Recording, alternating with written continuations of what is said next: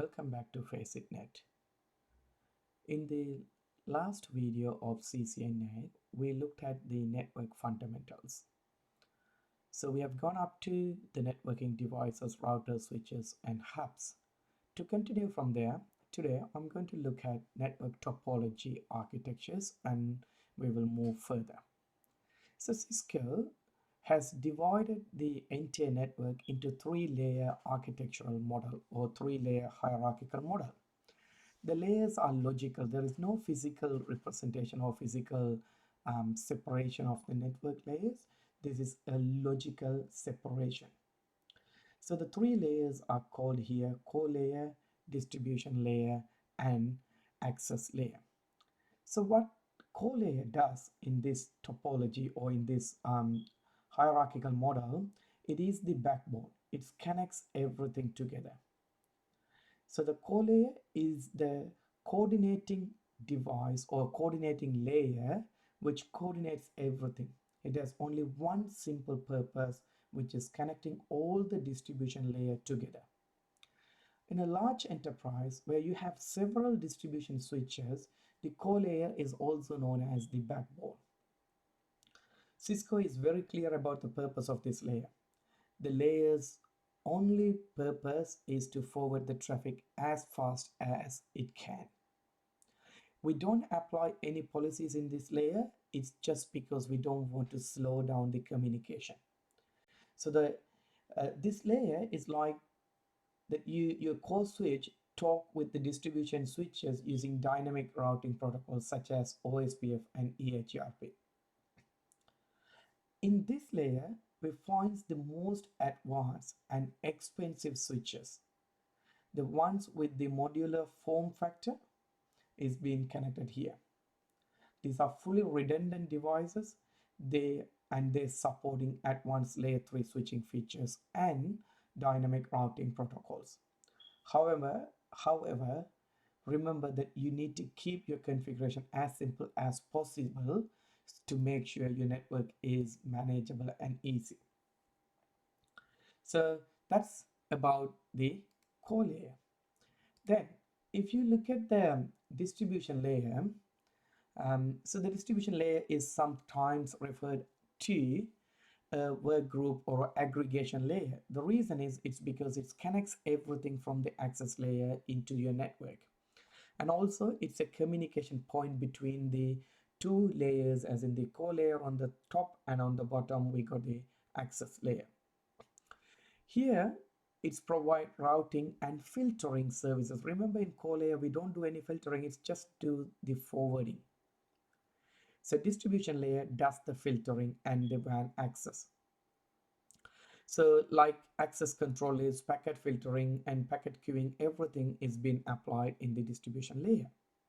Also, the distribution layer implements the security and network policies, including address translations, which is network address translation.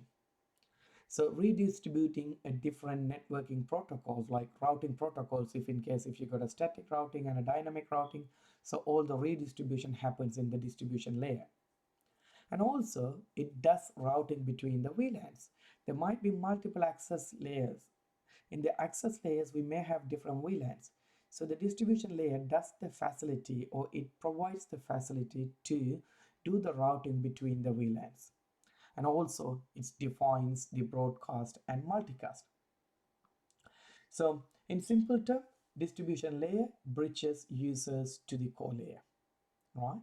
So that is a simple term of a distribution layer. So the last layer is the access layer. Access layer is the one closest to the users. So that is where the users are connected. In fact, at this layer, we find the users themselves and the access layer switches. So the main purpose of this layer is to physically connect the user to the network. So in other words, it's just the cable between end user PC and access layer switches. So we call it as a desktop layer, right? So at this layer, we also apply network address policies, right? There could be a security policies we want to enforce in order to allow access to network. it could be configure port security or a network access control policy. So these are all applied in this layer. Further to this, since we are talking about layer 2, spanning tree is running as a loop prevention mechanism in this layer. So generally speaking, in this layer, we just simply fix form factor layer 2 switches. Let's move on to the next one. But then Cisco introduced something called collapsed layer, right? Collapsed core architecture. Instead of having 3-layer, Cisco introduced something called a 2-layer architecture. The collapsed core design is also referred as 2-tier architecture. The other one is considered as 3-tier: core, distribution, and access. So here we just collapsed to create 2 layers. So one layer is called collapsed layer, the other one is called access layer, right? So the design is meant to maximize the performance and user availability to the network. So what happens here, the distribution layer and the core layer are combined or aggregated, right? So the access layer switches connect into the enterprise switch only in a defined aggregation port. It doesn't just go and connect into the core layer, we just go into the aggregation port. So if I just put it in a different way, the 3-tier architecture is a great solution for larger enterprises. However, it can be very expensive in a smaller environment. So to avoid or to cater the small network environments, Cisco introduces the collapsed core architecture, right? So the collapsed core takes over the functionalities of both core layer and the distribution layer. In this design, the core may not be considered as the backbone. It is just an interconnected access switch and no distribution switches.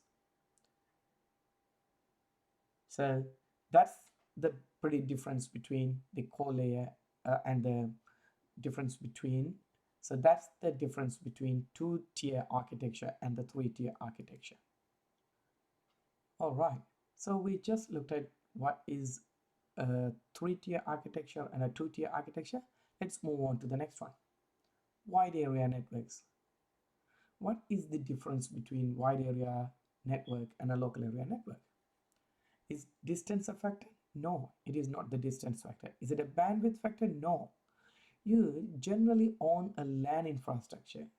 You usually lease a WAN infrastructure from ISP, so you don't own the WAN infrastructure. Local area is a network that's inside a small private network, and when you have multiple networks, if you try and connect multiple LAN area networks, then you need to have a medium and you need to have a network to connect them. So when you put all these small local area networks connecting together using telecos, cable companies, so if you look at in Australia, like we have telecos like Telstra, Optus, Vodafone, and cable companies like NBNs and things like that. So they all work together to create a network which provides connectivity between the local area networks. So that is what called wide area networks. So wide area networks connects geographically distributed, geographically different locations together. So we have different terms in wide area networks. So there is a term called CPE, customer premises equipment.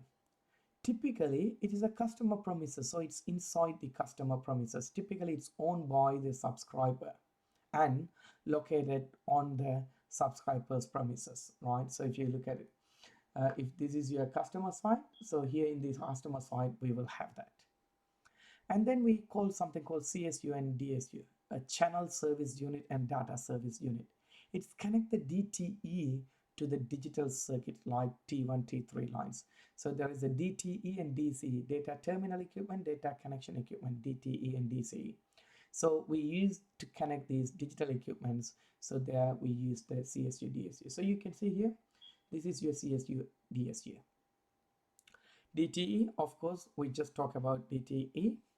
So it's a source or a destination for a digital data such as PCs, right? That is called DTE, data terminal equipments. Then demarcation point. So if you look at the demarcation point, it is in the middle. So you can see this is what called demarcation point, is the precise spot where the service provider's responsibility end and the customer premises equipments begin. So this is just the bridging point between your service provider and your local area network, right? So that's called demarcation point. And then we have local loop, right? The local loop connects the demarc to the closest switching office, which is your network closest network point. And then we have central office or CO, point of presence, POP.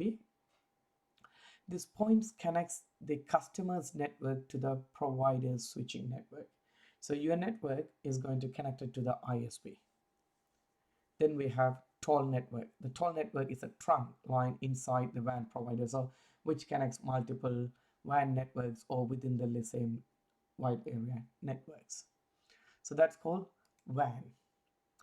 So if you look at the WAN, then as in the same way on the local area connections, we have Ethernet in different speeds.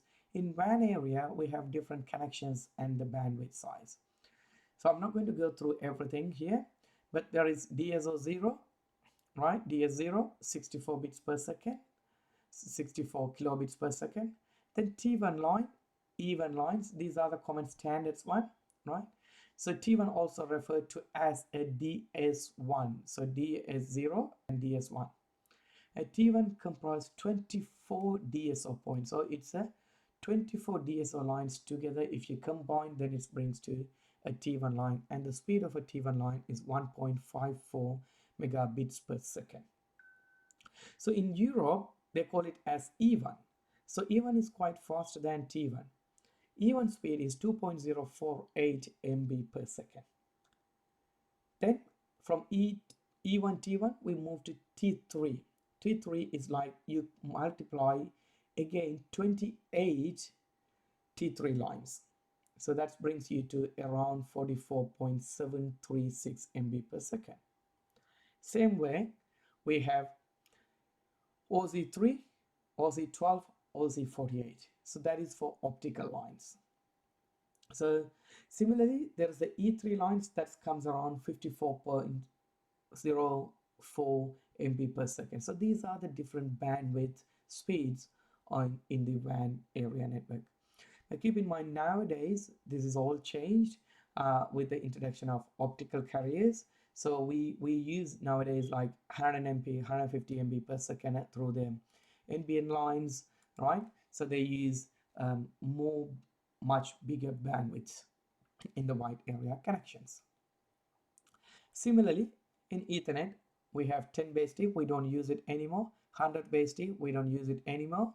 We are pretty much nowadays using here 100 base, 1000 base or 10 GB base T lines, which is commonly used as 10 GB base bandwidth Ethernet connections, right? 802.3 AN connections. So we move from Cat, remember the cable, even the cables have been moved from Cat 3, Cat 4, Cat 5, Cat 6, Cat 6E, Cat 5E, Cat 6, and Cat 7. Similarly, the speeds has increased from very slow speed from 10 MB Ethernet, and then 100 MB has become fast Ethernet.